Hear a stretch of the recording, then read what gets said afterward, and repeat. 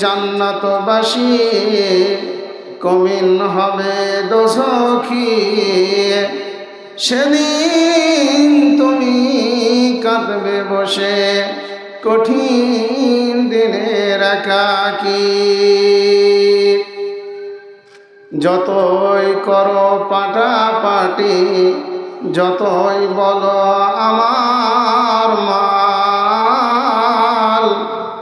নেকি যদি না থাকে তোর, উঠবে গড়ে পিঠের ছাল।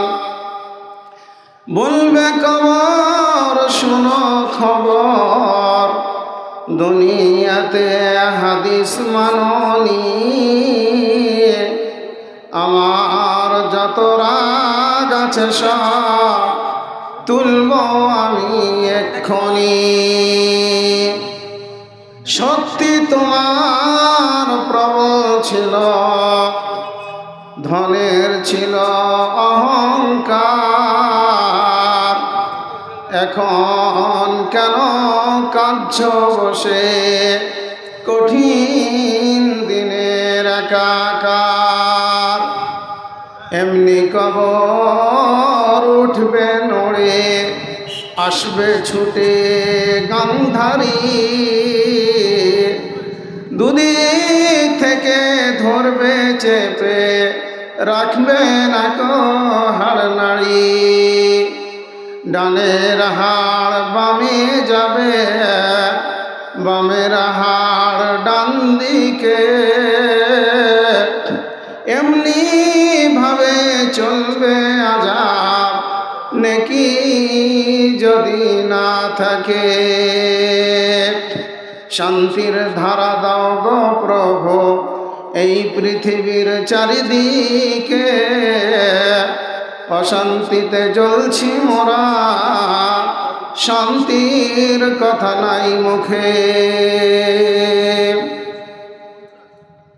উপস্থিত আজকের এই সভার যোগ্যতম সভাপতি মহাশয় এবং আমন্ত্রিত ওলামায়ে কেরামগণ ও এলাকা ভিত্তিক ওলামায়ে কেরামগণ এবং আমার সম্মুখীন ভাই ও আব্বাজানেরা এবং পর্দানসীন মা ও ভগ্নীগণ, সব রকম প্রশংসা একমাত্র সেই মহান আল্লাহ রব্বুল আলমিনের জন্য, যে আল্লাহ রব্বুল আলমিন আমাকে এবং আপনাদের সকলকে এখানে বসার মতো সুমতি দান করেছেন।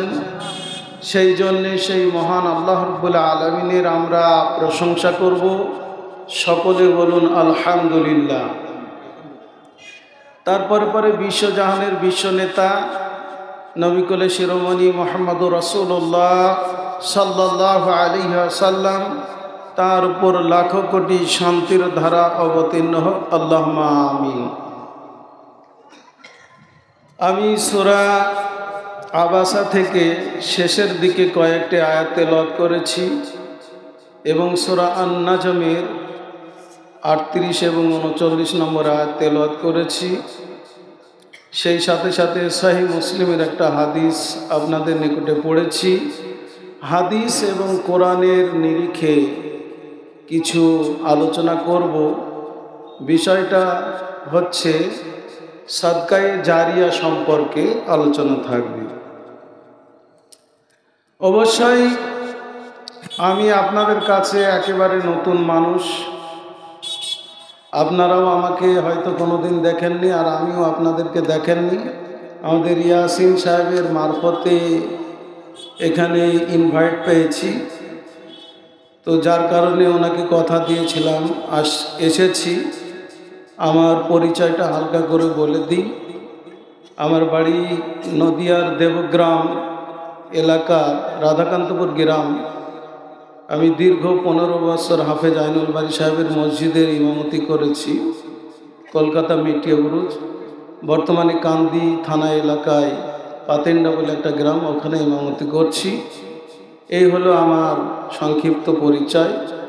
আপনাদের কাছে যেটুকু আলোচনা রাখবো সেই আলোচনাটুকু একটু মনোযোগ সহকারে শ্রবণ করবেন। আশা করি উপকৃত হবেন। আমাদের সভাপতি মহাশয় একটা যে গুরুত্বপূর্ণ কথা বলেছেন, আমার খুব ভালো লেগেছে কথাটা এই কারণেই, কেননা আমি শহরে দীর্ঘদিন কাটানোর ফলে একটা জিনিস বুঝতে পেরেছি, গ্রামের মানুষ চায় সুর, চায় শরীয়ত বিরোধী অনেক কিছুই চায়, যার কারণে গ্রামের মানুষকে শহরের লোক একটু অন্য চোখে দেখে। সুর সার আমরা গ্রামের মানুষ পছন্দ করি। ডাক্তার জাকির নায়েক তো সুর করে না, তার বক্তব্য সারা পৃথিবী জুড়ে চলছে, সেগুলো দেখেও তো আমাদের একটু শিক্ষা নেওয়া উচিত। কিন্তু না, আমরা সুর করে বক্তব্য যদি না দেয় বলে এ মোল সাহেব ভালো না, এ মোল সাহেব অত ভালো নয়, সুর করে না, তারপরে এই ছন্দ করে আদায়ের দোয়া করে না, এ আবার কি মোল সাহেব, কেমন মোল সাহেব নিয়ে এসেছে। এই যে ভাই বললেন, এক বুড়ি বললেন যে আমার নামে দোয়া করোনি, দাও আমার টাকা ফেরত দাও। আমাদের গ্রামের মানুষের একটু এরকমই হয়। তো যাই হোক, একটু সোশ্যাল মিডিয়াতে একটু ঢুকে সঠিক জিনিসগুলো জানার চেষ্টা করুন। আর কতদিন পিছিয়ে পড়ে থাকবেন? সেজন্য একটু সচেতন হন, কোরআন হাদিস শোনেন, ভালো করে কেটে কেটে বলবে, সেইগুলো শুনবেন, ইনশাল্লাহ উপকৃত হবেন। তো আসেন আমি আপনাদের নিকটে আলোচনা শুরু করি। আল্লাহ রাব্বুল আলামিন বলছেন, ফাইদা জাআতিস সাখা, এমন এক সময় আসবে বিকট আওয়াজ হবে। সেই বিকট আওয়াজে কি হবে বলা হচ্ছে, ইয়াউমা ইয়াফিরুল মারউ মিন আখিহি, ভাই ভাইকে দেখে পালিয়ে যাবে। নিজের ভাই, যে ভাইয়ের জন্যে আমরা দেখেছি আপনাদের এই সারগাছি এবং ভাবটা এই এলাকাতে আমরা দেখেছি অনেক ছেলে মেয়ে মিশনে পড়ে ডাক্তারি চান্স পেয়ে ডাক্তার হয়েছে, আপনাদের এই এলাকার কথা বলছি। তো এক ভাই ভাইয়ের জন্যে, ভাইকে ডাক্তার করার জন্যে কত মেহনত, কত টাকা পয়সা ব্যয় করার পরেও সেই ভাই যখন স্ত্রী পেয়ে যায়, তখন ভাইয়ের সেই কষ্টের টাকা, কষ্টের উপার্জন যেগুলো ব্যয় করেছে, সে ভাইকেও ভুলে যায় নিজের স্ত্রীকে পেয়ে। তো দুনিয়াতে যদি নিজের স্ত্রীকে পেয়ে ভুলে যায় ভাইকে, পরকালে তো আরও ভুলে যাবে। তো সেই জন্য আল্লাহ রাব্বুল আলামিন বলছেন যে এমন একটা দিন আসবে, যে দিন মানুষ নিজের ভাই ভাইকে দেখে পালাবে, যে বিকট একটা আওয়াজ হবে, আর সেই আওয়াজের কারণে মানুষ হতাশ হয়ে যাবে, নিরাশ হয়ে যাবে, কি হলো, হায় হায়। তখন ভাই ভাইকে দেখে পালিয়ে যাবে, না জানি আমার ভাই আমার জন্যে আমার কাছে এসে নেকি চাইতে পারে, তাই ভাই ভাইকে দেখে পালিয়ে যাবে। তাহলে এই দুনিয়াতে বেঁচে থাকাকালীন আমাকে আপনাকে যেটা করতে হবে সেটা হচ্ছে পরকালের পাথেয়, পরকালের আপনার সঞ্চয় করে যেতে হবে। পরকালের সঞ্চয় কি করবেন? আপনাকে এই যে দান, সাদকায়ে জারিয়া, এ ব্যাপারে আলোচনা করব বলেছি। যে সাদকায়ে জারিয়াটা কি আপনাদেরকে একটা একটা করে উদাহরণ দিয়ে বুঝালে বুঝতে পারবেন। সাদকায়ে জারিয়ার ব্যাপারে আপনাদেরকে একটা উদাহরণ দিই। চৈত্র বৈশাখ মাসে প্রচণ্ড খরা হয়। এই খরার কারণে মানুষ কি করে, মাঠে যারা কাজ করেন, মাঠে কাজ করে ক্লান্ত হয়ে যায়, শরীর আর চলে না, শরীরে ঘামে ভর্তি হয়ে যায়, কাজ করতে করতে আর হাত পা চলে না। শেষে দেখে মাঠের মধ্যে কোনো পাকুড় গাছ বা বট গাছ আছে কিনা, বা কোনো ছায়াযুক্ত গাছ আছে কিনা মানুষ খুঁজে। এবার সেই ছায়াযুক্ত গাছ, সাধারণত বট গাছ আর পাকুড় গাছ, এগুলো একটু ছায়া বেশি হয়, যার কারণে আমাদের মুরব্বীরা মাঠে কিন্তু পাকুড় গাছ আর বট গাছ লাগিয়ে গেছে। আপনাদের এলাকায় আছে কি জানি না, তবে আমাদের এলাকায় আছে। তো এই যে গাছের নিচে যারা ছায়া গ্রহণ করলো এবং সেখানে বসে থাকতে থাকতে হিল হিল করে বাতাস বইছিল, হঠাৎ তার ক্লান্ত শরীর নিয়ে সে ঘুমিয়ে যায়। আবার ক্লান্ত শরীর আবার ভালোভাবে তার মানে সবল সতেজ হয়ে যায়, তখন সে উঠে তাড়াতাড়ি আবার মাঠের দিকে যায়। তো বলা হচ্ছে এই গাছটা যে ব্যক্তিই লাগায়, যে ব্যক্তি লাগিয়েছে সেই ব্যক্তি যতদিন ওই গাছ বেঁচে থাকবে, ওই গাছের নিচে যত মানুষ আরাম ওই ছায়া গ্রহণ করবে, প্রত্যেক মানুষের তরফ থেকে একটা করে নেকি ওই ব্যক্তির কবরে পৌঁছাবে। কোন ব্যক্তির? যদি মুসলিম হয় সেই মুসলিম ব্যক্তি গাছ লাগিয়ে গেছে, আর সেই গাছের ছায়াতে মানে দীর্ঘদিন 100 বছর 200 বছর 300 বছর পর্যন্ত ধরেন একটা বট গাছ বা পাকুড় গাছ থাকলো, সেই পাকুড় গাছ বা বট গাছের ছায়া যত মানুষ চাই, তাতে ইহুদি হোক, খ্রিস্টান হোক, হিন্দু হোক, মুসলিম হোক, যেই হোক না কেন, তার অন্তর থেকে দোয়া বার হবে, ভাই যে কে এই গাছটা লাগিয়েছে, আল্লাহ তুমি তার কবরে ভালো করো। যদি নন মুসলিম হয় সে তাহলে বলবে ভগবান তার ভালো করো। এইরকম করে তার জন্য অন্তর থেকে দোয়া বার হবে, অটোমেটিকলি দোয়া বার হবে। আর দোয়া যদি নাও বার হয় তবু কিন্তু তার একটা করে অংশ নেকি তার কবরে পৌঁছাতে থাকবে। কেন? তার উদাহরণ ধরেন, আমরা যে নামাজ পড়ি, এই নামাজ শিক্ষা দিয়েছেন কে? স্বয়ং মুহাম্মদুর রাসূলুল্লাহ সাল্লাল্লাহু আলাইহি ওয়াসাল্লাম। তো রাসূলুল্লাহ সাল্লাল্লাহু আলাইহি ওয়াসাল্লাম যে নামাজের শিক্ষা দিলেন, এই শিক্ষা নিয়ে তখন থেকে 1450 বছর থেকে নিয়ে এ যাবৎ পর্যন্ত, মানে আল্লাহ রসুল থেকে নিয়ে এ যাবৎ পর্যন্ত এবং কিয়ামত পর্যন্ত যত মানুষ নামাজ পড়বে সব মানুষের একটা করে নাকি রাসূলুল্লাহ সাল্লাল্লাহু আলাইহি ওয়াসাল্লামের খাতায় যাবে। কেন যাবে? তিনি এ শিক্ষা দিয়েছেন। কুরবানি আমরা অনেক সময়, কুরবানির সময় অনেক ভাইরা করেন কি, আল্লাহ রসুলের নামে কুরবানি স্পেশাল করে দেয় যে এটা মুহাম্মদ সাল্লাল্লাহু আলাইহি ওয়াসাল্লামের নামে কুরবানি। না, মুহাম্মদ সাল্লাল্লাহু আলাইহি ওয়াসাল্লামের নামে আপনাকে কুরবানি দিতে হবে না। কুরবানির পদ্ধতিগুলো শিখিয়েছেন সব মুহাম্মদ সাল্লাল্লাহু আলাইহি ওয়াসাল্লাম। সেই জন্যে মুহাম্মদ সাল্লাল্লাহু আলাইহি ওয়াসাল্লামের খাতে একটা করে নেকি, আপনি যত দুনিয়াতে যত কুরবানি হবে একটা করে নেকি মুহাম্মদ সাল্লাল্লাহু আলাইহি ওয়াসাল্লামের খাতায় যাবে। ঠিক অনুরূপী আপনার হাবিল কাবিলের ঘটনা জানেন। এক ভাই আরেক ভাইকে কতল করে দিল, হত্যা করে দিল। যে ভাই হত্যা করলো সেই প্রথম হত্যা সেই করেছে আদম আলাইহিস সালামের সন্তান। সেই থেকে কিয়ামত পর্যন্ত যত মানুষ হত্যা হবে প্রত্যেক মানুষের তরফ থেকে একটা করে গুনাহ সেই আদম আলাইহিস সালামের সন্তানের উপরে যাবে। কেন? সে দিয়েছে এই শিক্ষাটা, সে এই অন্যায় কাজটা শুরু করেছে, যার কারণে সে এইভাবে করে কিয়ামত পর্যন্ত পাপ পেতেই থাকবে। ঠিক অনুরূপ বলছিলাম যেটা, যে পাকুড় গাছ বা বট গাছ কেউ লাগিয়ে দিল, তার নেকি সে কবরে শুয়ে শুয়ে পাবে। পাকুড় গাছ বট গাছ তিনি মরে গেছেন, তিনি কিন্তু তার নেকি চালু রেখে গেছেন। এটা সাদকায়ে জারিয়া।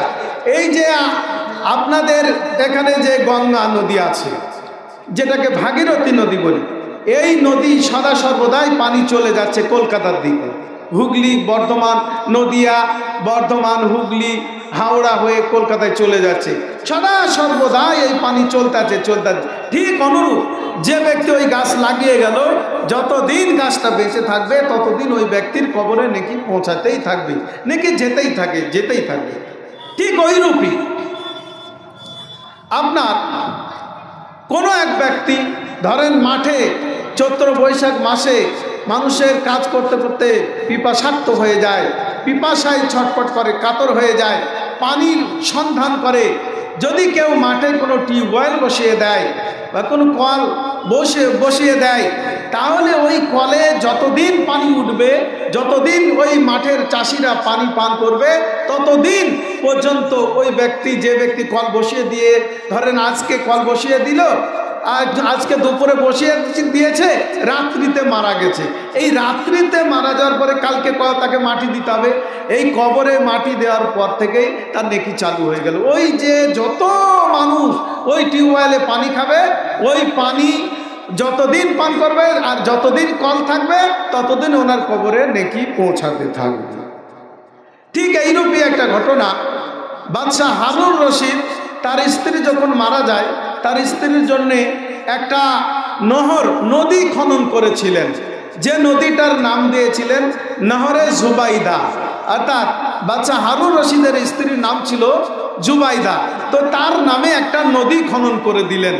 ওই নদীতে যতদিন মানুষ পানি ব্যবহার করেছে বা ওই নদী আজও পর্যন্ত যদি উজ্জীবিত থাকে, তাহলে সেই নদীর পানি থেকে যত মানুষ উপকৃত হচ্ছে, যত চাষিরা উপকৃত হচ্ছে, সকলের তরফ থেকে একটা করে নেকি নহরে জুবাইদা অর্থাৎ জুবাইদার নামে নেকি পৌঁছাতে থাকবে।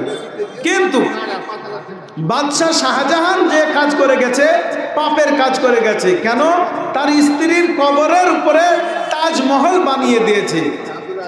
কবরের উপরে কোনো পাকা ঘর নির্মাণ করা যাবে না।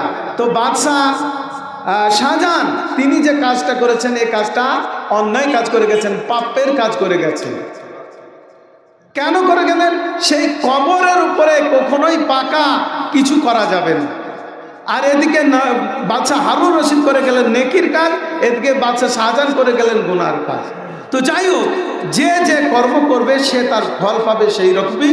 তো আল্লাহ রব্বুল আলামিন সাদকায়ে জারিয়ার ব্যাপারে বলেছেন যে ওয়াল্লাইসা লিল ইনসানি ইল্লা মা সাআ, মানুষ তাই পায় যেটার জন্যে মানুষ মেহনত করে। আপনি যে কাজ করবেন সেই কাজ যদি ভালো মেহনতের সাথে করেন, দেখবেন আপনি তার ফল পাবেন অবশ্যই। আর আল্লাহ রাব্বুল আলামিন সে ফল দেবেন।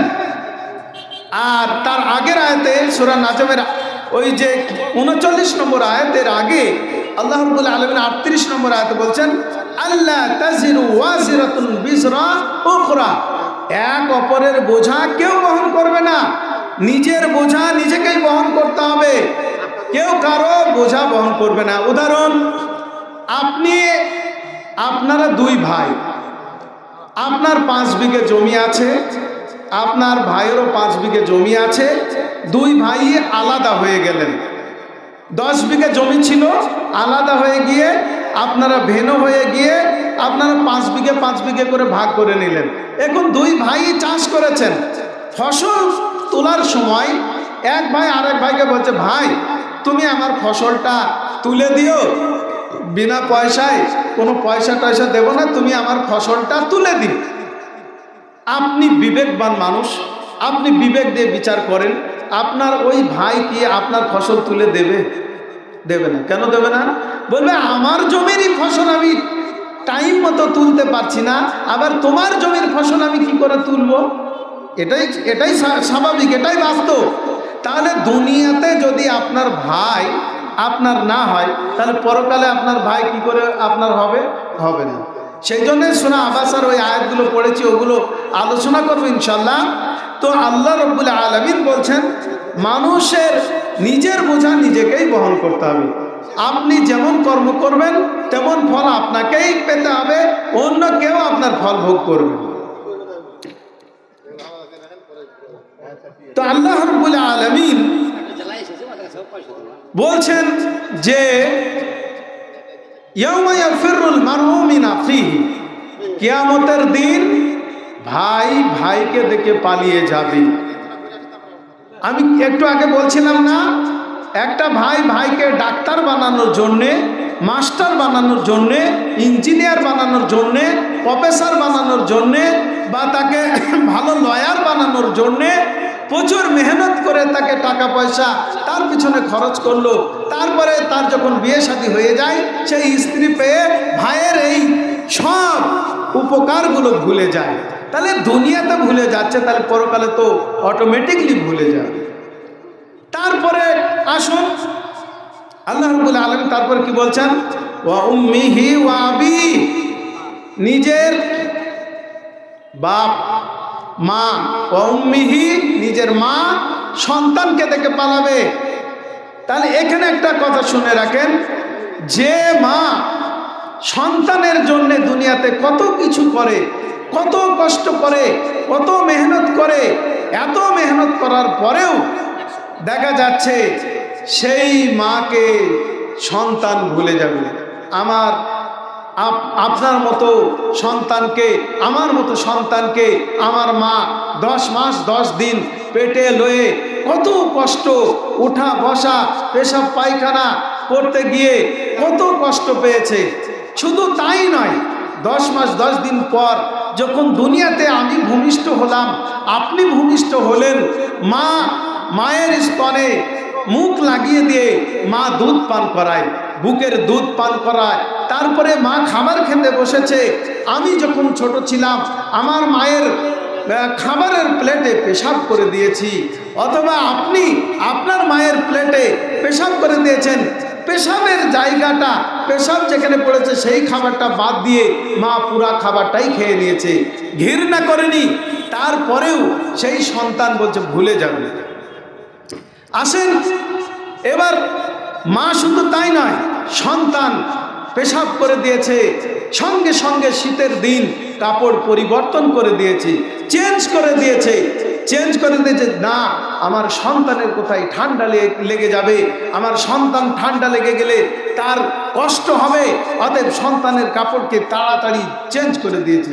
আমার মতো সন্তান, আপনার মতো সন্তান মায়ের কোলে পেশাব করে দিয়ে মায়ের ঠান্ডা লাগিয়েছে, কিন্তু মা কোনোদিন আমাকে আপনাকে ঠান্ডা বুঝতে দেয়নি, তাড়াতাড়ি করে সন্তানের কাপড় পরিবর্তন করে দিয়েছে। তারপরেও বলছেন যে ওয়া উম্মিহি, নিজের মা পালিয়ে যাবে সন্তানকে দেখি, ওয়া আবিহি, নিজের বাপ পালিয়ে যাবে সন্তানকে দেখি। কেন?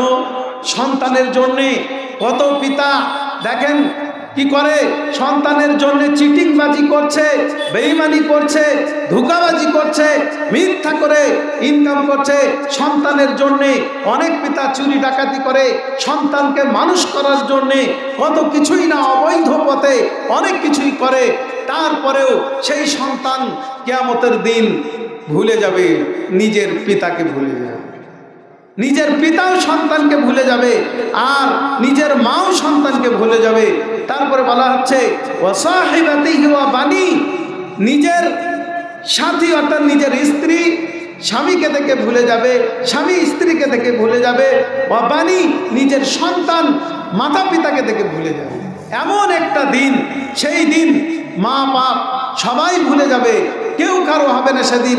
এমন ভয়ানক দিন, যে দিনের ব্যাপারে বলা হয়েছে সূরা হজের 1 এবং 2 নম্বর আয়াতে বলা হয়েছে, হে মানব সকল, তোমরা আল্লাহকে ভয় করো।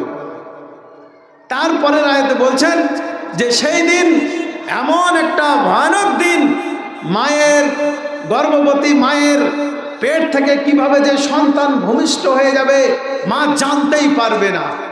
অথচ দুনিয়াতে আমার মতো সন্তান, আপনার মতো সন্তানকে মা জন্ম দিতে গিয়ে পাড়ার মানুষ সবাই তার চেঁচামেচিতে, তার প্রসব যন্ত্রণার কারণে মা কি হয়েছে, ছটফট করেছে। পাড়ার মেয়েরা সবাই ছুটে এসেছে, তাকে সান্ত্বনা দিয়েছে, বুবু একটু তুমি শান্ত হও, আল্লাহ তোমার পার করবে, বুবু তুমি একটু ধৈর্য ধরো, আল্লাহ তোমাকে পার করবে। এইভাবে করে সেই মহিলাকে সান্ত্বনা দিয়েছে। কিন্তু এমন একটা ভয়ানক দিন, যে দিনে বলা হচ্ছে যে এমন বিশাল আওয়াজ হবে, আওয়াজের কারণে, সেই বিকট আওয়াজের কারণে মা তার পেটের সন্তানকে কিভাবে যে প্রসাব করে দেবে জানতেই পারবেন মা, কি করে যে আমার সন্তান প্রসাব হয়ে গেল।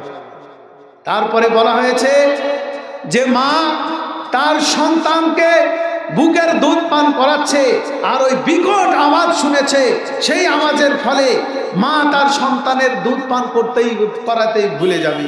এমন একটা ভয়ানক দিন, সেই দিনে কেউ কারো হবে না। আর বলা হয়েছে যে সেদিন মানুষ নেশাগ্রস্ত মাতালের মতো হয়ে যাবে, কিন্তু তারা কোনো নেশা করবে না। ওয়ালাকিন্না আযাব আল্লাহি শাদীদ, তারা আল্লাহর আযাবের ভয়ে, তারা আল্লাহর সেই ভীষণ শাস্তির ভয়ে এইরকম নেশাগ্রস্ত মাতালের মতো তারা বিভোর হয়ে যাবে, পাগলামি করবে। সেই ভয়ানক দিনে কেউ কারো হবে না। সেই দিনটাতে যদি আপনি রক্ষা পেতে চান, সেই দিনে যদি বাঁচতে চান, তাহলে আপনাকে কিছু গুরুত্বপূর্ণ আলোচনা আপনাকে দেব, কিছু গুরুত্বপূর্ণ উপদেশ দেব। সেই উপদেশ মোতাবেক যদি আপনারা কাজ করেন ইনশাআল্লাহ, তাহলে আপনারা পরকালে উপকৃত হবেন। আসেন, আমি যে সাদকায়ে জারিয়ার ব্যাপারে আলোচনা করছিলাম, সেই সাদকায়ে জারিয়ার ব্যাপারে একটা হাদিস আপনাদের বলি। রাসূলুল্লাহ সাল্লাল্লাহু আলাইহি সাল্লাম বলছেন, মান বানা লিল্লাহি মসজিদান বানাল্লাহু লাহু বাইতান ফিল জান্নাহ। যে ব্যক্তি দুনিয়াতে আল্লাহর একটা ঘর নির্মাণ করলো, অর্থাৎ মসজিদ নির্মাণ করলো, সেই ব্যক্তি পরকালে তার জন্যে আল্লাহর সেই জান্নাতে স্পেশাল একটা ঘর সে নির্মাণ করে নিল। অর্থাৎ দুনিয়াতে আপনি যদি একটা মসজিদ নির্মাণ করেন, তাহলে পরকালে আল্লাহ আপনার জন্য একটা ঘর, স্পেশালি ঘর আপনার জন্য বানিয়ে দেবে। এই মসজিদের ব্যাপারে আসবো আলোচনা করতে করতে। তো বলছি যে আল্লাহ রাসূল সাল্লাল্লাহু আলাইহি ওয়াসাল্লাম যে বলছেন, যে ব্যক্তি দুনিয়াতে একটা মসজিদ নির্মাণ করলো, সেই ব্যক্তি পরকালে একটা জান্নাত নির্মাণ করলো।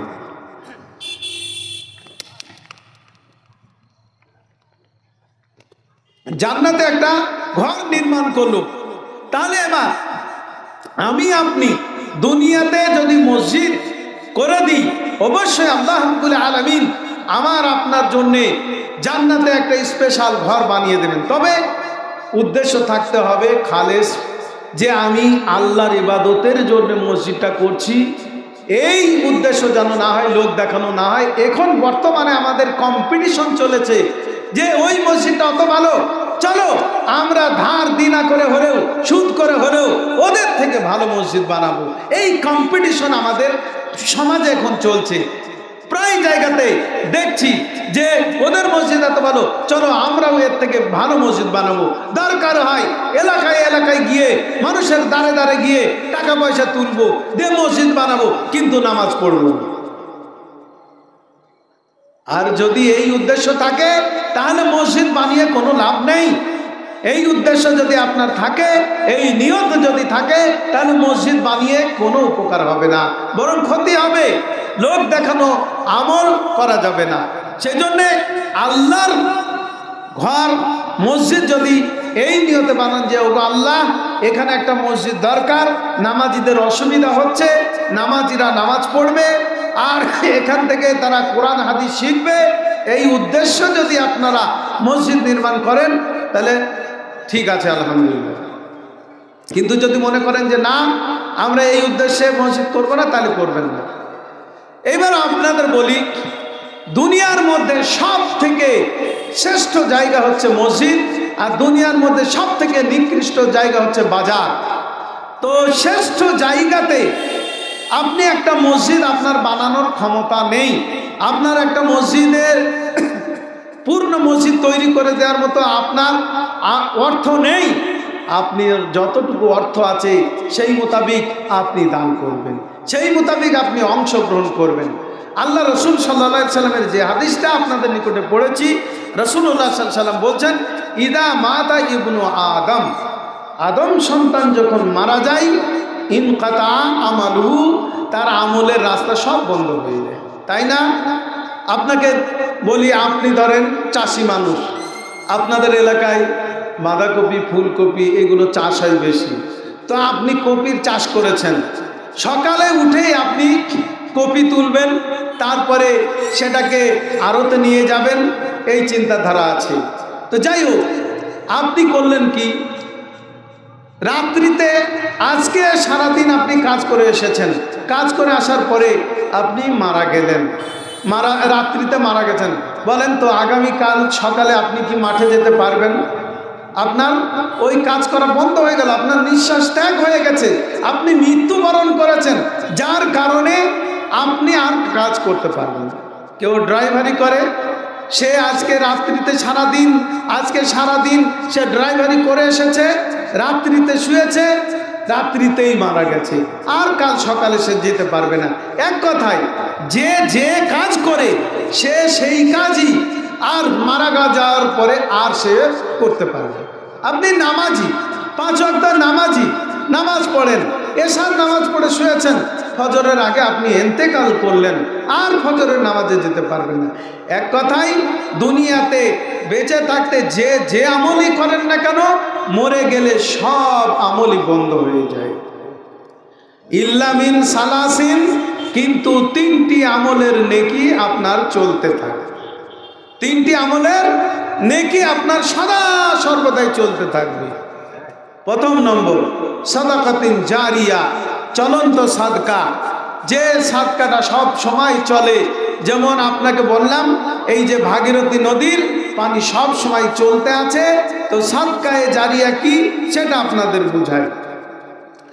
আপনি ধরেন মসজিদে 1 কুইন্টাল রড দিলেন, অথবা 1 গাড়ি ইট দিলেন, অথবা 1 গাড়ি বালি দিলেন, অথবা আপনি 50 ব্যাগ সিমেন্ট দিলেন, অথবা দেখা গেল মসজিদ তৈরি হয়ে গেছে, লাইটের দরকার, ফ্যানের দরকার, সেগুলো আপনি করে দিলেন, অথবা ওযুখানার আপনি পাইপ লাইনের কাজটা করে দিলেন।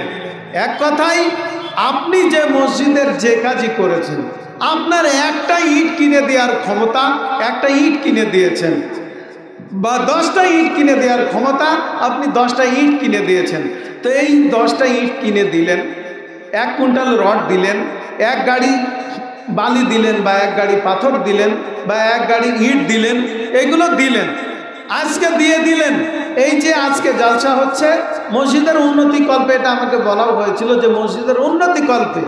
তো আপনাদেরকে যে কথাগুলো শোনাচ্ছি, এই কথাগুলো শুনে যদি আপনারা অনুপ্রাণিত হন যে মসজিদ আমাদের দরকার, মসজিদে ঋণ আছে, ঋণগুলো আমাদের পরিশোধ করা দরকার, ঋণ পরিশোধ না করে যদি এমনি নামাজ পড়ি তাহলে হয়তো আমাদের গুনাহ হতে পারে যে আমরা চেষ্টা করছি না। অনেক দেখা যায় চেষ্টা করে না, যে চেষ্টা না করে যে ঋণটা মিটাচ্ছি না, তাহলে আমাদের গুনাহ হবে না, তো সেদিকে লক্ষ্য রাখতে হবে। আপনার ব্যক্তিগত কেউ আপনার কাছে কিছু পেল, সেটা আলাদা ব্যাপার, আপনি তাকে ঘোরাচ্ছেন, যা করছেন সেটা আলাদা ব্যাপার, কিন্তু মসজিদে ঋণ আছে, সেই ঋণটা মিটানো আমাদের জনগণের। জনগণ হচ্ছে মসজিদের সরকার, জনগণ হচ্ছে মাদ্রাসার সরকার। কেন মসজিদে সরকারি কোনো অনুদান আমরা পাই না, মাদ্রাসায় সরকারি কোনো অনুদান পাই না, জনগণই হচ্ছে মাদ্রাসার এবং মসজিদের সরকার। সুতরাং এই জনগণই দান দিয়ে মসজিদগুলো চালাই, জনগণই দান দিয়ে মাদ্রাসাগুলো চালাই। অতএব এই যে মসজিদ আপনাদের দেখলাম আলহামদুলিল্লাহ খুব সুন্দর মসজিদ, তো মসজিদে অনেক কাজও বাকি আছে, আর মসজিদের কিছু ঋণ আছে, এটা আমি শুনেছি। তো যাই হোক, কথা হচ্ছে সেই ঋণকে পরিশোধ করার জন্য আপনাদেরকেই দিতে হবে, এখানে দিয়ে আপনাদেরকে দানে ভরপুর করে দিয়ে ঋণটা পরিশোধ করে দেওয়ার চিন্তা ভাবনা রাখতে হবে। তো আল্লাহ রাসূল সাল্লাল্লাহু আলাইহি ওয়াসাল্লাম বললেন সাদাকাতিন জারিয়া, চলন্ত সাদকা। তো মসজিদে এই যে বললাম যে মসজিদ আপনি ইট বালি সিমেন্ট পাথর রড এইগুলো দিয়েছেন, আজকে দিলেন, আর রাতারাতি হয়তো মারা গেলেন, এইবার আপনার কবরে আগামীকালকে আপনাকে কবরস্থ করা হবে, অর্থাৎ দাফন করে দেওয়া হবে, মাটি দিয়ে দেওয়া হবে, আর আপনার এই দান আজকে থেকে দিয়েছেন, ইনশাল্লাহ কবরে পৌঁছানোর সাথে সাথেই আপনার সাদকায়ে জারিয়া চলতে থাকবে। মসজিদ যতদিন থাকবে ততদিন আপনার কবরে নেকি পৌঁছাতে থাকবে, যতদিন মসজিদ থাকবে। আপনার 1 ব্যাগ সিমেন্ট দেওয়ার ক্ষমতা ছিল, দিয়েছেন, যতদিন মসজিদে ওই আপনার সিমেন্ট মসজিদে লেগে আছে, বালির সঙ্গে লেগে আছে, অর্থাৎ প্লাস্টারের সঙ্গে গাঁথনির সঙ্গে লেগে আছে, এই মসজিদ যতদিন থাকবে ততদিন আপনাদের কবরে নেকি পৌঁছাতেই থাকবে, পৌঁছাতেই থাকবে। মসজিদ যদি কিয়ামত পর্যন্ত থাকে তাহলে কিয়ামত পর্যন্তই নেকি পৌঁছাতে থাকবে, নেকি পৌঁছাতেই থাকবে।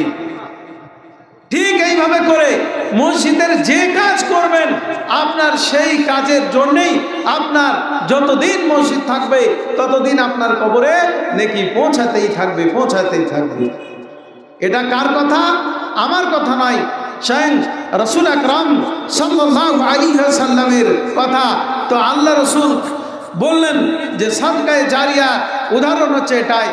বা ধরেন মসজিদে আপনি একটা কোরআন কিনে দিয়েছেন, বা মসজিদে একটা বুখারি সেট কিনে দিলেন, বুখারি সেট কিনে দিয়ে আপনাদের এই মসজিদে ইমামতি করছেন ইয়াসিন সাহেব, তো এই বুখারি সেটটা ধরেন খুললো, প্রথম একটা হাদিস যেটা বলা আছে, বুখারীর একটা প্রথম হাদিস আছে কি, ইন্নামা আমালু বিন্নিয়া, প্রত্যেকটা আমল নির্ভর করে তার নিয়তের উপরে। এই হাদিসটা পড়ে আপনাদের জুম্মার খুতবাতে ধরেন আপনাদের এই মসজিদে 100টা মানুষ, জুম্মা পড়তে এসেছে, 100টা মানুষ এই হাদিসটা শুনলো। শোনার পরে দ্বিতীয় সপ্তাহ যেতে না যেতেই 100টা মানুষ এই হাদিসটাকে আপনার প্রত্যেকেই 10 জনকে শোনালো। 100টা মানুষ যদি 10 জন করে শোনায় তাহলে কত হবে? 1000টা হয়ে যাবে। 1 সপ্তাহ যেতে না যেতেই 1000টা মানুষ আপনার ওই হাদিস থেকে পড়া যে মানে ইন্নামা আমালু বিন্নিয়া ইয়াসিন সাহেব বললেন, আর ওই হাদিসটাই আপনারা মুখস্থ করে নিয়ে 10 জন মানুষকে বলতে লাগলেন। তো আপনি 10 জনকে বললেন, আর ওই 10 জন আবার দেখা গেল 100 জনকে বললো। এইভাবে করে চেন সিস্টেম হতেই থাকবে, অর্থাৎ কিয়ামত পর্যন্ত ওই একটা হাদিস কিনে দেওয়ার ফলে কিয়ামত পর্যন্ত ছাত্র তৈরি হতেই থাকবে, আর আপনার কবরে নেকি পৌঁছাতেই থাকবে। এটা হচ্ছে সাদকায়ে জারিয়ার উদাহরণ। অথবা একটা কোরআন কিনে দিয়েছেন, সেই কোরআন থেকে কোরআন সূরা মুখস্থ করেছেন আপনাদের ইমাম সাহেব, আর সেই সূরাগুলোই আপনারা ইমাম সাহেবের নামাজের সাথে সাথে আপনারাও মনে মনে মুখস্থ করতে থাকলেন। মুখস্থ করতে করতে আপনিও অন্যজনকে কি করলেন? মুখস্থ শোনালেন, তাকেও মানে কোরআন শেখালেন। এই যে একটা কোরআন আপনি দিয়েছেন, এই কোরআন থেকে হাজার হাজার মানুষ শিক্ষা নিল। এইবার কিয়ামত পর্যন্ত চেন সিস্টেম চলতেই থাকলো, আপনার কবরে নেকি পৌঁছাতেই থাকবে।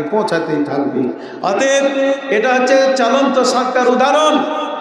আর যে সাদকা চলে না, যে সাদকা জারি থাকে না, সে সাদকার ব্যাপারে একটা উদাহরণ দিই। ধরেন আপনার বাড়িতে একটা মানুষ মরল, আপনার ভাই অথবা আপনার আব্বা বা আপনার মা বা আপনার কোনো আত্মীয় মরল। আপনি করলেন কি, যে আমি আমার এই চাচা মরেছে বা আমার আব্বা মরেছে, আমি 10টা ফকিরকে ডেকে নিয়ে এসে খাওয়াবো। 10টা ফকিরকে আপনি দাওয়াত করে খাওয়াবেন।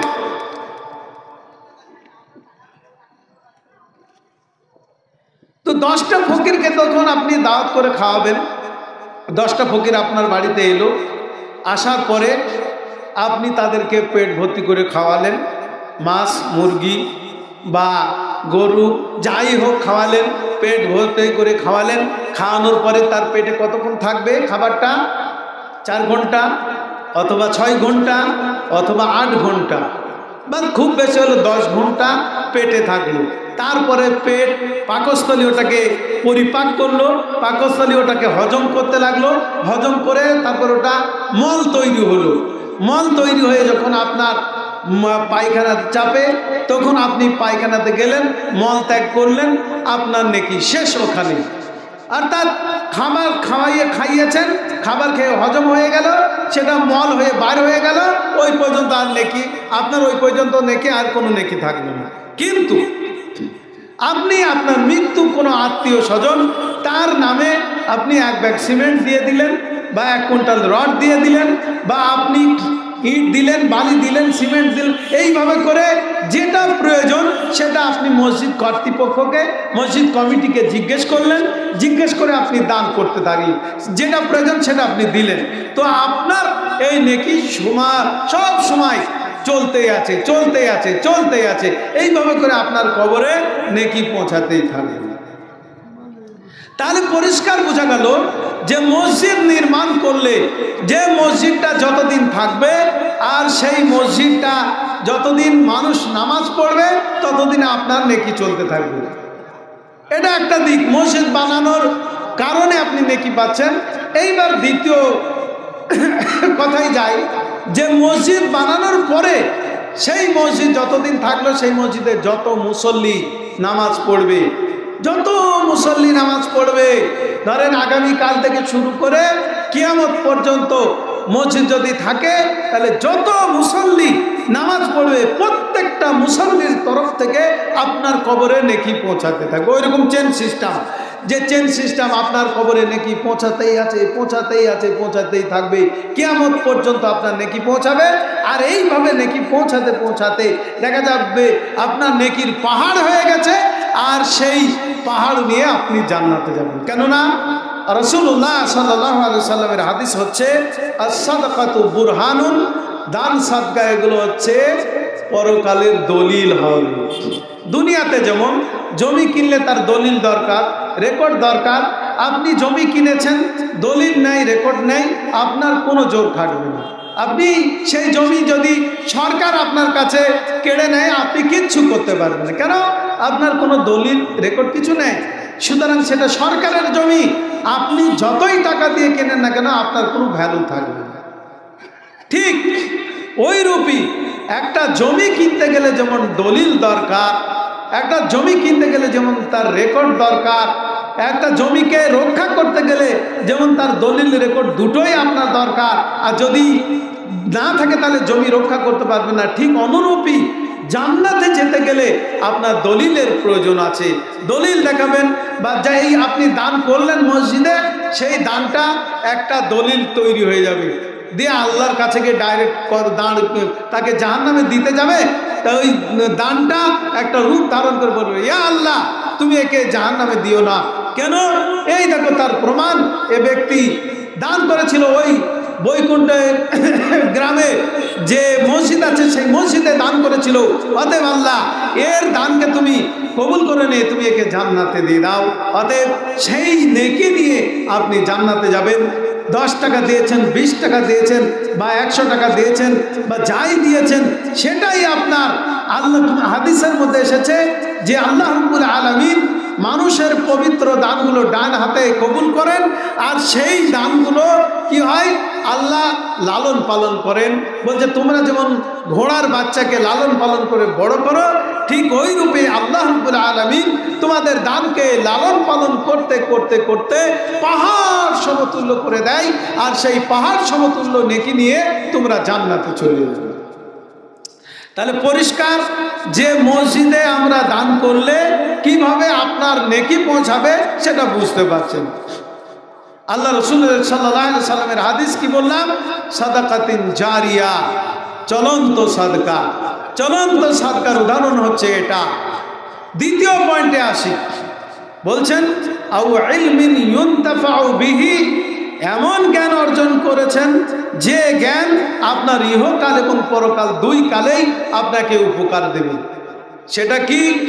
আল্লাহ রাসূল সাল্লাল্লাহু আলাইহি ওয়াসাল্লাম বলছেন, খায়রুকুম মান তাআল্লামাল কুরআন ওয়া আল্লামা, তোমাদের মধ্যে শ্রেষ্ঠ হচ্ছে, উত্তম হচ্ছে ওই ব্যক্তি যে নিজে কোরআন শিখলো এবং অপরকে কোরআন শিক্ষা দিল।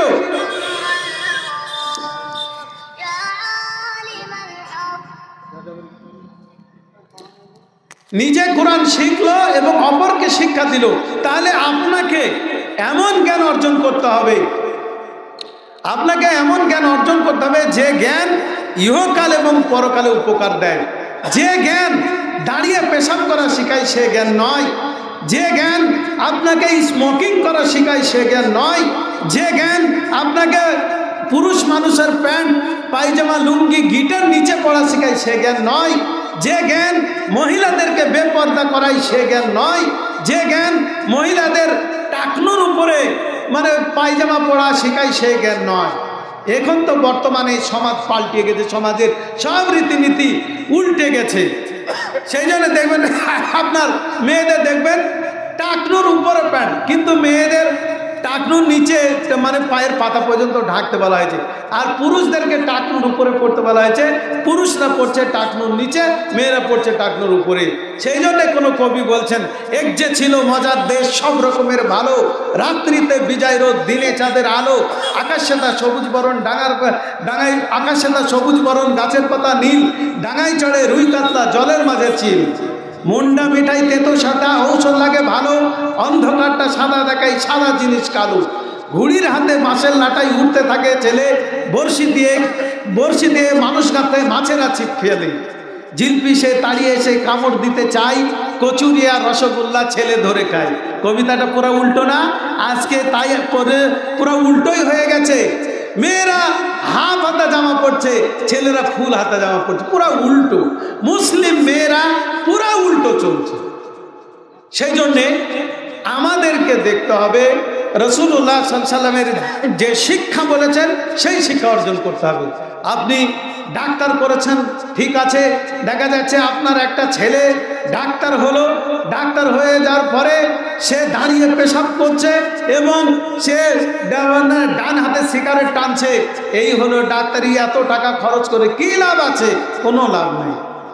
কেননা রাসূলুল্লাহ সাল্লাল্লাহু আলাইহি ওয়াসাল্লাম বলছেন, খায়রুকুম মান তাআল্লামাল কুরআনা ওয়া আল্লামা, তোমাদের মধ্যে শ্রেষ্ঠ হচ্ছে ওই ব্যক্তি যে নিজে কোরআন শিখলো আর অপরকে শিক্ষা দিল। তাহলে আমাদেরকে এমন জ্ঞান শিখতে হবে যে জ্ঞানের দ্বারাই আপনি উপকৃত হবেন। আল্লাহ রসুল সাল্লাল্লাহু আলাইহি সাল্লাম সেই জ্ঞান শিক্ষা করতে বলেছেন, কিন্তু আমরা সেই জ্ঞান বাদ দিয়ে বর্তমানে আমরা দুনিয়াবী শিক্ষায় এত মেতে গিয়েছি যে পরকাল বলে কোনো হুঁশই নেই। একদিন সবাইকে খালি হাতে চলে যেতে হবে। আপনারা সকলেই জানেন শাহ সেকেন্দার বাদশাহ, তিনি 7 মুলুকের বাদশাহ ছিল।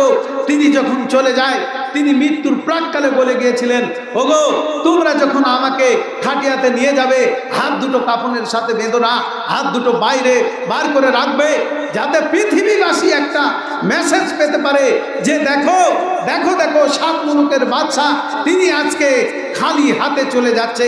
এই মেসেজটা যেন জনগণ পায়, পৃথিবীর মানুষ এ থেকে যেন উপদেশ নিতে পারে, সেই জন্য তিনি এই কাজ করে গিয়েছিলেন। অতএব সুধী মণ্ডলী, আমি আপনি সবাই খালি হাতে চলে যাব, সব পড়ে থাকবে। আপনি বলেন আমার মাল আমার মাল, আমার নারী আমার নারী, আমার গাড়ি আমার বাড়ি, এই করেন, আমার সন্তান করেন, কিন্তু এই সন্তানরা আপনার কোনো কাজে আসবে না, পরকালে কোনো লাভ দেবে না। সেই সন্তানের জন্য এত কিছু করছেন, কিন্তু পরকালের জন্য কিছু করি না। আমরা অনেকেই করি কি, কৃপণতা করি, কৃপণতা করে দান করি না। হাদিসে এসেছে সকালবেলায় 2টো ফেরেশতা অবতীর্ণ হয় প্রত্যেক ব্যক্তির পিছনে, আর যে ব্যক্তি দান করে তার জন্য বলে, আল্লাহ তুমি এই দানি ব্যক্তির মালকে বাড়িয়ে দাও, বরকত দাও, এর দানকে আরো, এর মালকে আরো বৃদ্ধি করে দাও। একটা ফেরেশতা এই দোয়া করে। আর একটা ফেরেশতা যে ব্যক্তি দান করে না, কৃপণতা করে, সেই ব্যক্তির জন্য একটা ফেরেশতা দোয়া করে, আল্লাহ তুমি এর মালকে ধ্বংস করে দাও, এর মালকে বরবাদ করে দাও। এইভাবে করে বরদোয়া করতে থাকে। অতএব শুধু মণ্ডলী, আপনারা দান দিয়েছেন দেখেছি কিছু।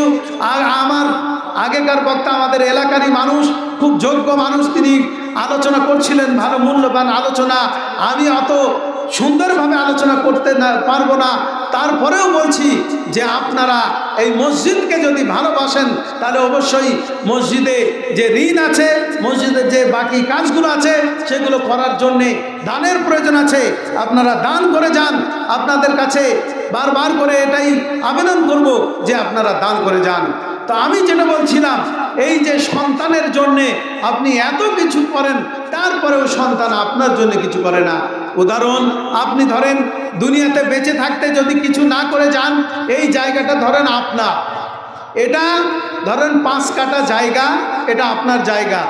আপনি বললেন এই জায়গাটা আমি রেখে গেলাম, আমার সন্তানরা কি করবে, এই জায়গাটা বিল্ডিং করে, দোকান বাড়ি করে, 10টা দোকান, আপনার ধরেন 4টে ছেলে ধরেন 8টা দোকান করলো, দুটো করে দোকান বাড়ি পেলো, দোকান বাড়ি ভাড়া করে, ভাড়া দিয়ে তারা খাবে। তো আপনি এই চিন্তাধারা করলেন যে আমার জমি রেখে গেলাম, আমার ছেলেরা এতে বিল্ডিং করে, দোকান বাড়ি করে, ভাড়া দিয়ে খাবে। আচ্ছা, আপনি কি এটা কনফার্ম? আপনি কি এটা সাঙ্গন যে আপনি বলতে পারবেন যে আপনার ছেলেরা আপনার মরে যাওয়ার পরে এখানে দোকান করবে?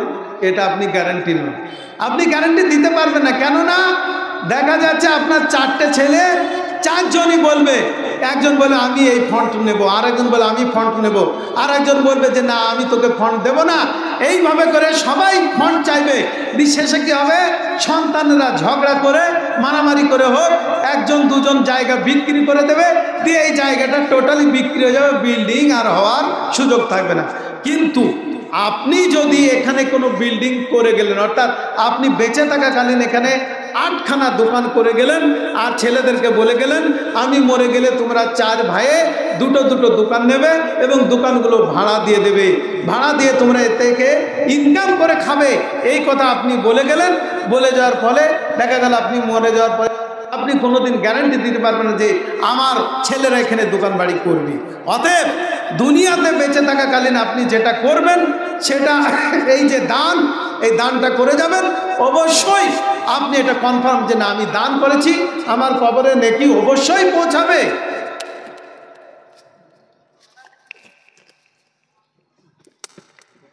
যে আমার কবরে অবশ্যই নেকি পৌঁছাবে, এটা আপনি কনফার্ম হয়ে গেলেন। কিন্তু সন্তানরা তাদের জন্য আপনি করলেন না, তারা এটা করবে এটা কোনো গ্যারান্টি আপনি দিতে পারলেন না। তো সেই জন্যে আপনি বেঁচে থাকাকালীন যে জিনিসটা করবেন সেটা আপনার জন্যই থাকবে, সেটা আপনিই পাবেন। অর্থাৎ পরকালের জন্যে যে আপনি মেহনত করবেন, পরকালের জন্য যে আপনি দান খয়রাত করবেন, সেটা আপনার থেকে। তো দ্বিতীয় পয়েন্টে বলছিলাম আউ ইলমিন ইউনতাফাউ বিহি, এমন জ্ঞান যে জ্ঞানের দ্বারাই ইহকাল পরকাল দুই কালই উপকার পাবেন। আপনি জ্ঞান অর্জন করেছেন, জ্ঞান অর্জন করে অনেককে কোরআন শিক্ষা দিলেন। এই মসজিদেই ধরেন আপনি 10 জনকে কোরআন শিক্ষা দিলেন, তারাও কোরআন শিখতে লাগলো।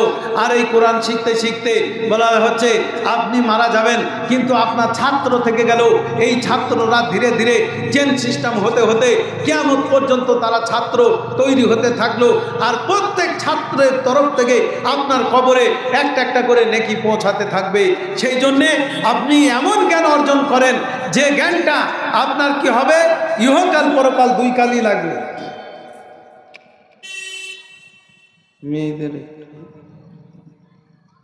বন্ধন ছেলেদের কাছে সবজি কেনা। আচ্ছা, আমাকে এখানে বলছেন যে মেয়েরা বন্ধন লোন এবং মেয়েরা বিশেষ করে সবজিওয়ালার কাছে সবজি কেনা, মাছওয়ালার কাছে মাছ কেনা, এগুলো তো মেয়েরা, মুসলমান মেয়েরা এমনভাবে করছে যা মুসলিমরাও করে না। সত্যিকারের কথা, হাঁড়িতে হাত ভরে দিচ্ছে, হাঁড়িতে হাত ভরে দিচ্ছে, আর মাছওয়ালা হাতের বলে বুবু কি করছে না, এই মাছটা হাত ধরছে, এই মাছটা কেন নিচ্ছে না, আমি আছি তুলে দেবো। কিন্তু আমাদের মারা তা শুনবে না, হাত ভরে দিয়ে ভালো মাছটা তুলবো। আরে তুমি বলো তো, দরকার হয় বলো, কেন আমাদের স্বামীর, আপনাদের স্বামীরা কি মারা গেছে? স্বামীদেরকে বলবেন যে না, আমি অপর পুরুষের কাছে কোনো জিনিস কিনতে পারবো না, দরকার হয় তুমি কিনে এনে দাও, আমি দরকার হয় না খেয়ে থাকবো, তবু কিন্তু আমি তার কাছে জিনিস কিনতে যাব না। এটা করবেন। পর্দার এত খেলাপ হচ্ছে কল্পনা করা যায় না, এত নারীরা এত বেপর্দা হয়েছে কল্পনা করতে পারবেন না। এই যে মেয়েরা সব রকমের এখন এত চলছে, বিয়ে শাদিতে বলেন, বিয়ে শাদিতেও আল্লাহু আকবার, এই এলাকায় কেমন আছে জানি না, এত ঠাট্টা ইয়ারকি, এত নোংরামি করে কল্পনা করতে পারবো না। সবজি ওনার কাছে মনে হচ্ছে যেন ওর খালাতো ভাই, এমন ভাবে তার সাথে কথা বলে মনে হচ্ছে যেন ওর স্বামীর সাথে অত ভালো করে কথা বলেন। আমাদের অনেক মেয়ে আছে স্বামীর সাথে ওরকম ভালো করে কথা বলেন, আর তার সাথে ওই সবজিওয়ালার সাথে, মনোহারি মালকিনা ওয়ালার সাথে এত মিষ্টি মিষ্টি কথা বলবে। তারপরে কিছুদিন পরে রিপোর্ট পাওয়া গেল, আরে জানো ওই অমুক মেয়েটা অমুক সবজিওয়ালার সাথে চলে গেছে, ওই অমুকের বউটা মাছওয়ালার সাথে চলে গেছে, অমুকের বউটা ওই মনোহারি মাল বিক্রি করতে আসতো তার সাথে চলে গেছে। এই রকম রিপোর্ট আমাদের পাওয়া যায়। এখন এই মোবাইলের যুগে আর মেয়েরা এত মোবাইল ঘাঁটছে, আরে 4-5 ছেলের মা তারা কি করে, সন্তানের মুখের দিকেও তাকায় না। আরে তুমি কষ্ট করে 10 মাস 10 দিন ধরে একটা সন্তানকে পেটে নিলে, তারপরে তাকে দুনিয়াতে জন্ম দিলে, তাকে তুমি বুকের দুধ পান করালে, সব করার পরেও তুমি তাদের মুখের দিকেও তাকালে না। তুমি সমাজের মুখে ঘোল ঢেলে দিয়ে ছেলেগুলোকে এতিম করে দিয়ে, ছেলেগুলোকে মাওড়া করে দিয়ে তুমি অপর পুরুষের সাথে চলে যাচ্ছ। তোমার বিবেকে কি একটু বাধা দেয় না? আমাদের মায়েরা এইরকম করছে। এখন খুবই খারাপ লাগছে, মুসলিম মেয়েরা 4-5 ছেলের মা, 2-3 ছেলের মা, সে চলে যাচ্ছে একটা ইয়াং ছেলের সাথে, অথবা দেখা যাচ্ছে একটা ইয়াং মেয়ে 4-5 ছেলের বাপের সাথে চলে যাচ্ছে। এই ফোনের যুগে এমন হয়ে গেছে কল্পনা করা যায়। সেই জন্যে রাসূলুল্লাহ সাল্লাল্লাহু আলাইহি সাল্লাম বলছেন যে কিয়ামতের নিদর্শন এগুলোই, যে মেয়েদের সংখ্যা বেড়ে যাবে আর যত্রে তত্রে ব্যভিচার হবে, এত ব্যভিচারের মাত্রা বেড়ে যাবে কল্পনা করা যায়। শুধু ব্যভিচার আর ব্যভিচার, শুধু গুনাহের কাজ আর গুনাহের কাজ। পুরুষ মানুষ যত না গুনাহ করছে তার থেকে বেশি মেয়েরা গুনাহ করছে, মেয়েরা পাপ করছে। অতএব মা বোন, আপনারা যারা বন্ধন লোনের কারবার করছেন, আপনাদের কাছে আমার বড়জোড়ে নিবেদন থাকবে, খবরদার ওই অন্যায় কাজে যাবেন না। কেন? আপনাদের কিছুদিন আগেকার ঘটনা, তখন আমি কলকাতাতে ছিলাম। তো সুতি থানা এলাকায় একটা মহিলা, সে বন্ধন লোনের টাকা না দিতে পেরে পাশের বাড়ির একটা মেয়ে, তার 3-4 বছরের মেয়ে, তার কানে কানবালা ছিল, নাকের ছিল, গলার ছিল, তাকে বলল, বুবু তোমার মেয়েটাকে দাও, আমি একটু বন্ধন লোনের টাকা দিতে যাব, ওখানে নিয়ে যায়। বাস নিয়ে যাওয়ার পরে ওর কানের, নাকের, গলার সব খুলে নিয়ে বন্ধনের লোনে দিয়েছে, তারপরে মেয়েটাকে মেরে দিয়ে গঙ্গায় ফেলে দিয়েছে। বলেন কত মর্মান্তিক ঘটনা। আর আপনি শোনেন, সুদ কখনো মানুষকে উন্নত করে না। যারা সুদ নেই তারা অবশ্যই দিন দিন ফকির হয়ে যায়, দিন দিন বরবাদ হয়ে যায়, কোনো দিনই সে উন্নত হতে পারে না। আর আমাদের মধ্যে এটা এত ঢুকে গিয়েছে যে আমাদের লোন ছাড়া চলে না। আসলে আমাদের মন মানসিকতাই চলে এসেছে এইরকম। আপনি যদি আল্লাহর উপরে তাওয়াক্কুল করেন, আল্লাহ রাব্বুল আলামিন বলছেন, ওমাই ইয়াত্তাকিল্লাহা ইয়াজআল লাহু মাখরাজা, যে ব্যক্তি আল্লাহ রাব্বুল আলামিনকে ভয় করেন, আল্লাহ রাব্বুল আলামিন তার জন্য সরল সহজ রাস্তা বার করে দেন। তারপরে আল্লাহ রাব্বুল আলামিন বলছেন, ওমাই ইয়াতাওয়াক্কাল আলাল্লাহ ফাহুয়া হাসবুহু, আল্লাহর উপরে যে বান্দা ভরসা করে, আল্লাহ রাব্বুল আলামিন তার জন্য যথেষ্ট। অতএব আল্লাহ আমার জন্য, আপনার জন্য যথেষ্ট হয়ে যাবে যদি আমি আল্লাহর উপরে পূর্ণ ভরসা রাখি। অবশ্যই আল্লাহ রাব্বুল আলামিন সব আপনার সলভ করে দেবেন। আল্লাহ রসুল সাল্লাল্লাহু আলাইহি সাল্লামের সাহাবায়ে কেরামরা, তারা খেতে পায়নি, তবু তারা ধৈর্য ধারণ করেছেন। তারা কত কষ্ট পেয়েছেন, তবু তারা ধৈর্য ধারণ করেছেন। আল্লাহই সব সলভ করেছেন। অতএব হে মা বোন, আপনাদেরকে বলছি, আপনারা হচ্ছেন আমাদের মাতার তাজ। মা, আপনি মায়ের জাত, আপনি বোনের জাত, আপনি খালার জাত, আপনি ফুপুর জাত, আপনি সম্মানিত। আপনাদেরকে আমরা মাথায় রাখি। অতএব মাথায় রাখি বিধায় আপনাদেরকে মানুষের কাছে ছোট করতে চাই না, মানুষের কাছে আপনাদেরকে খারাপ চোখে মানুষ দেখুক সেটা আমরা চাই না। বরং আপনারা হচ্ছেন ভালো জাত। অতএব আপনি মায়ের সম্মান পান, আপনি বোনের সম্মান পান, আপনি নানির সম্মান পান, আপনি দাদির সম্মান পান, আপনি সব রকমের সম্মান পান। অতএব সেই সম্মানগুলোকে মাটিতে লুটিয়ে না দিয়ে আপনি আপনার স্বামীকে বলবেন যে আমি বন্ধনের লোন চাই না, আমি খেতে পেয়ে না খেতে পেয়ে মারা যাবো সেও ভালো, কিন্তু আমি এই কাজ করব না।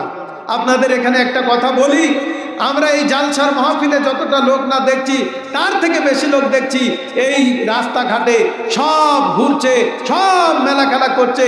সেই জন্য শহরের মানুষ বলে, আরে আপনাদের গ্রামগঞ্জে তো মেলা হয়, জালসা তো হয় না, মেলা হয়।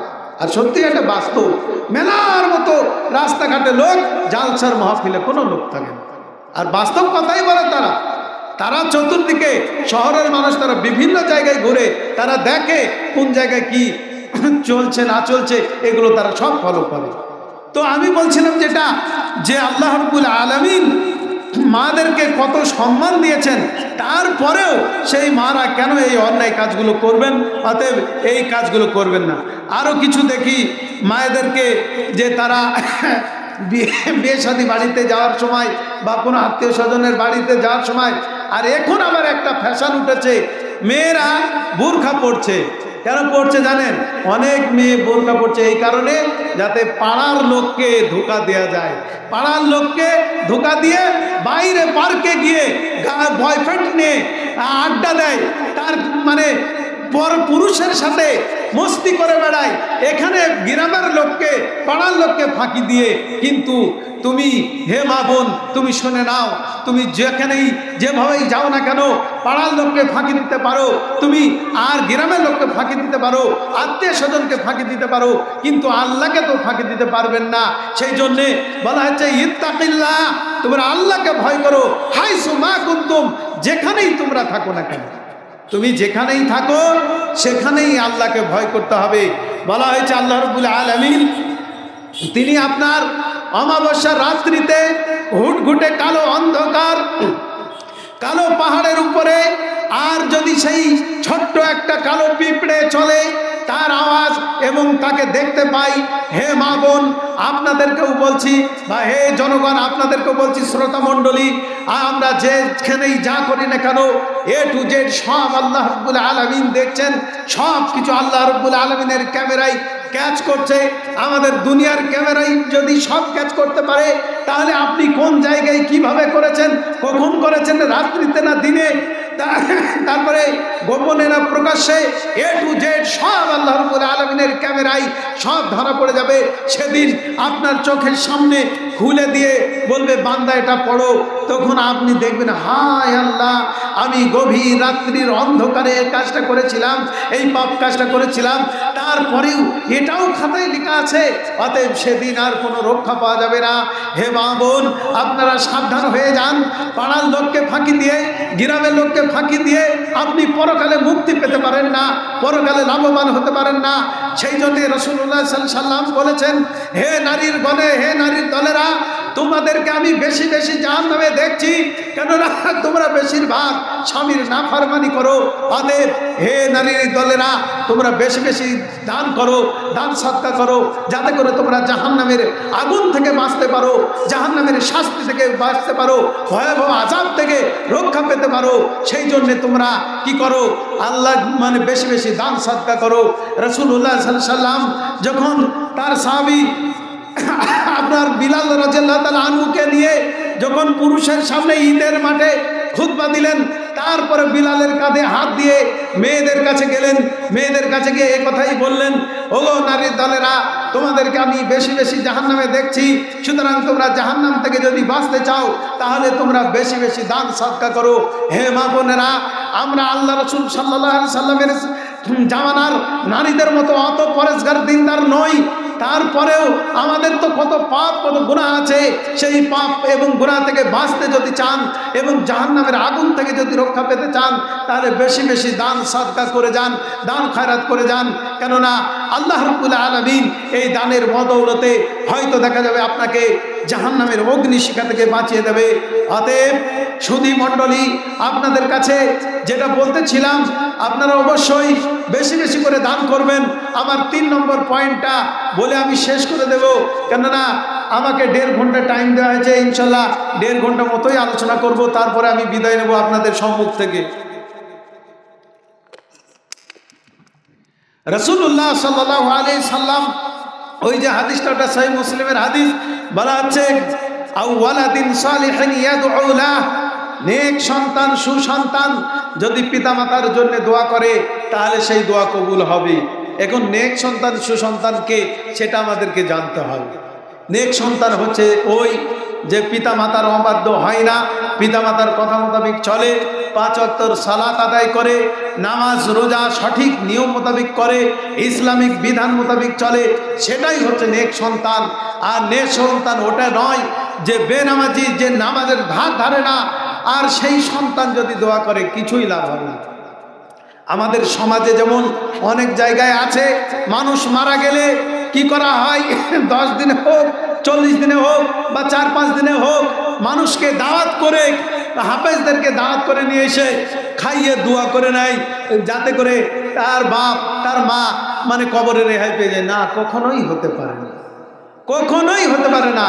এক অপরের বোঝা কেউ বহন করবে না। বলেছিলাম আল্লাহ তাজিরু ওয়াজিরাতুন বিজরা উখরা, এক অপরের বোঝা কেউ বহন করবে না, নিজের বোঝা নিজেকেই বহন করতে হবে। আর আপনার ছেলে 2-10টা হাফেজ ভাড়া করে নিয়ে এসে কোরআন খানি করে দিল, মনে করছেন আপনার বাপ জান্নাতে যাবে? না, তা হতে পারে না। নিজের ছেলে যদি বেনামাজি হয়, সে যদি দোয়া করে, তাই কবুল হবে না, তাহলে অন্য হাফেজ ভাড়া করে নিয়ে এসে কি করে কবুল হতে পারে? হয় না কখনো। তো আল্লাহ রাসূল সাল্লাল্লাহু আলাইহি সাল্লাম বলছেন আওয়ালাদিন সালিহিন ইয়াদউ লাহ, নেক সন্তান যে, সুসন্তান যে, সে যদি ইয়াদউ লাহ, যদি তার দোয়া করে তাহলে কবুল হবে। সেই ছেলে যদি মায়ের কবরে গিয়ে, বাপের কবরে গিয়ে দোয়া করে, রব্বির হামহুমা কামা রব্বায়ানি সগীরা, ওগো রব্বুল আলামিন, ওগো প্রভু দয়াময়, আমার পিতামাতা আমাকে যেমন ছোটবেলায় লালন পালন করেছিল, তুমিও কবরে আমার পিতামাতাকে কবরে ওইভাবে করে লালন পালন করো। বলা হচ্ছে সন্তান যদি দোয়া করে, দেখা যাবে সেই সন্তানের দোয়ার বদৌলতে, সেই সন্তানের দোয়ার কারণে দেখা যাবে তার কবরকে প্রশস্ত করে দেওয়া হবে, তার কবরে জান্নাতি বিছানা বিছিয়ে দেওয়া হবে, তাকে জান্নাতি পোশাক পরিধান করে দেওয়া হবে, তার কবরে জান্নাত থেকে হাওয়া আসবে, জান্নাতের সুঘ্রাণ আসবে এবং কবরকে বিশাল প্রশস্ত করে দেওয়া হবে। বলা হচ্ছে যত দূর তার চোখের নজর যাবে তত দূর পর্যন্ত তার কবরকে প্রশস্ত করে দেওয়া হবে।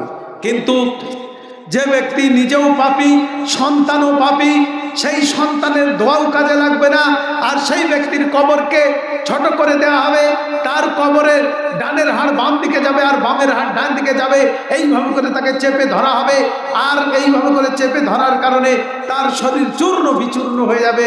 বলা হচ্ছে সেই কবরে এমন একটা ফেরেশতা দেওয়া হবে যে ফেরেশতা আপনার অন্ধ হবে, মুখে বলতে পারবে না, আর তাকে একটা হাতুড়ি দেওয়া হবে। বলা হচ্ছে সেই হাতুড়িতে যদি পাথরকে মারা হয়, পাথর এই পাহাড়কে মারা হয়, পাহাড় চূর্ণ বিচূর্ণ হয়ে মাটির সাথে মিশে যাবে। ঠিক অনুরূপ ওই কবরবাসীকে যে ব্যক্তি প্রশ্নের উত্তর দিতে পারবে না তাকে কি করা হবে, ওই হাতুড়িতে মারা হবে আর সে মাটির সাথে মিশে যাবে। আবার তাকে পুনরায় জীবিত করা হবে, আবার তাকে মারা হবে।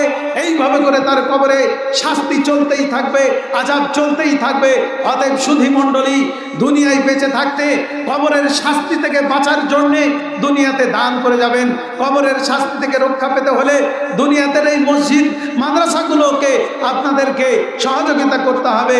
পরকালে কিয়ামতের দিন, যেদিন আল্লাহর আরশের ছায়া ছাড়া আর কোনো ছায়া থাকবে না, সেই ছায়া যদি পেতে চান তাহলে দুনিয়াতে আপনি ডান হাতে দান করবেন যাতে বাম হাতে না জানতে পারে, বা দুনিয়াতে মসজিদগুলোতে আপনি দান করে যাবেন, মাদ্রাসায় দান করবেন, তাহলে অবশ্যই দেখা যাবে আপনি আল্লাহর আরশের সেই ছায়া পাবেন।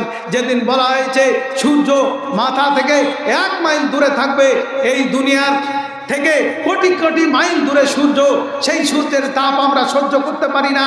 আমরা কি করি, প্রচণ্ড গরমের সময় মাঠে কাজ করতে পারি না, বাড়ি চলে আসি তাড়াতাড়ি, এবং বাড়ি এসে হয় ফ্যানের নিচে বসি, যাদের এসি আছে তারা এসির নিচে বসে, অর্থাৎ ফাঁকা মাঠে তারা থাকতে পারে না। কিন্তু সেদিন 1 মাইল দূরে সূর্য হবে। বলেন কি বলা হয়েছে, হাদিসের মধ্যে বলা হয়েছে সেদিন মানুষ নিজের পাপ কর্মের ফলে নিজের ঘামে নিজেই হাঁটুটুকু খাবে। বলা হয়েছে কারো গাঁট পর্যন্ত হবে, কারো হাঁটু পর্যন্ত হবে, কারো কোমর পর্যন্ত হবে, কারো গলা পর্যন্ত হবে। স্বয়ং রাসূলুল্লাহ সাল্লাল্লাহু আলাইহি ওয়াসাল্লাম হাত দিয়ে ইশারা করে বললেন কারো ঘামের লাগাম পরিয়ে দেওয়া হবে। অর্থাৎ সূর্যের এত তাপের কারণে মানুষ নিজের ঘামে নিজেই হাঁটুটুকু খাবে।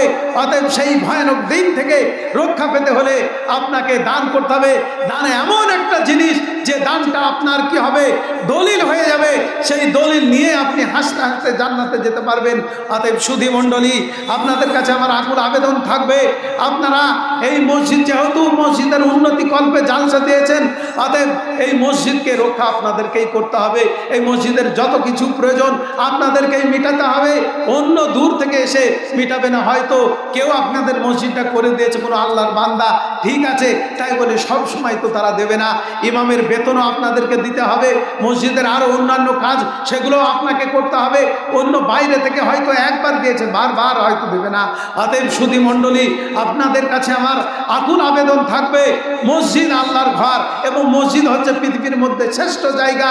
এখানে আপনি সারা পৃথিবীতে কোথাও শান্তি না পেলেও অন্ততপক্ষে মসজিদে গেলে আপনি আল্লাহর কাছে দরখাস্ত করবেন, আল্লাহর কাছে সাজদায় ডাকবেন আল্লাহকে, আল্লাহর সাথে আপনি কথা বলবেন, আল্লাহ আপনার মনকে শান্তি করে দেবে, আল্লাহ আপনার মনে তৃপ্তি এনে দেবে, আল্লাহ রাব্বুল আলামিন আপনার অশান্তিকে দূর করে দেবে।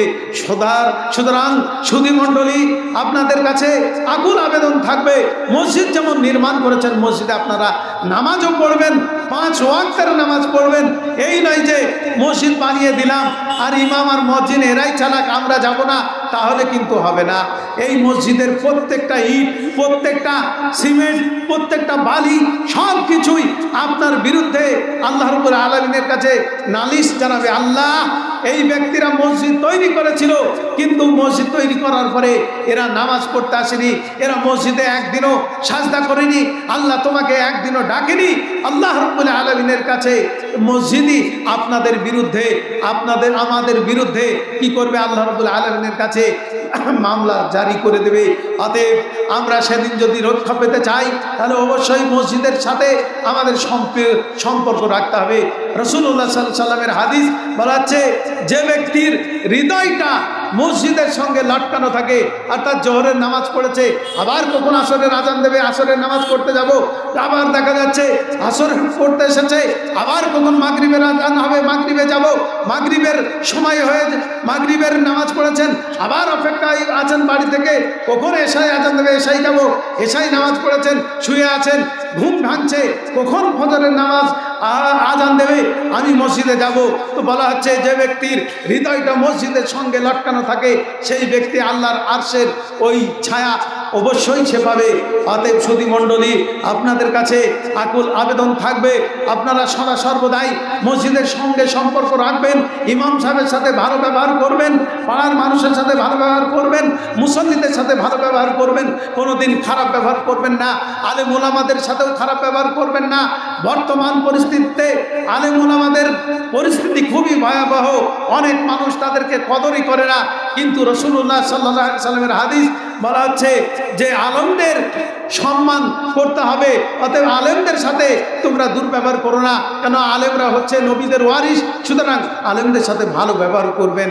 পরিশেষে বলতে চাই, আল্লাহ রাব্বুল আলামিনের কাছে আল্লাহ সাদকায়ে জারিয়ার ব্যাপারে যেটুকু আলোচনা করলাম, এই আলোচনার ভিত্তিতে তুমি সকলকে সাদকায়ে জারিয়ায়